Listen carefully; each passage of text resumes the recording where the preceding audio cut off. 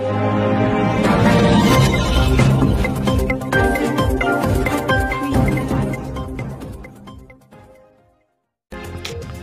Nadreen, नारो खाम खबर share कंदा आलाऊं रिपोर्ट मेवो खान चांडियो चूंडको बरसाकोट वजीर बंबरो में बरखा प्रोजेक्ट जे ताउन सां मस्जिद तामीर कराई वई।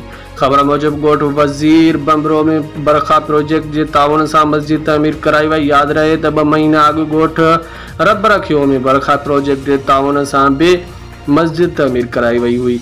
बरखा प्रोजेक्ट जे तरफा 10 किलोमीटर के मुफासिले ते गोठ वजीर बंबरो में मस्जिद तामीर कराई वई, जिते गोठाड़न तंजीम के अगवान के खोड़ सारियों दुआऊं दिनियूं। वधीक उन्हनि मीडिया से ॻाल्हाईंदे चयो त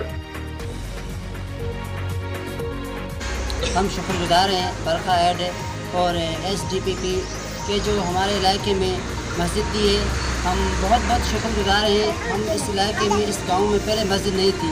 हम दूर दराज से जो जाते थे नमाज़ पढ़ने के लिए, अल्हम्दुलिल्लाह जो ये हमारे ऊपर करम नवाजी हुई है बरखा एड की तरफ से, तो अल्हम्दुलिल्लाह इस गांव में, हमारे गांव में अल्हम्दुलिल्लाह हर जुम्मे की 5 वक्त शुक्रगुजार हैं बरखा एड वालों के और उनके रेस्पेक्ट डोनर्स के, ख़ास तौर पर आशा और गुल सिस्टर के, जिन्होंने ये मस्जिद वज़ीर अली बंबरो के लिए दी है।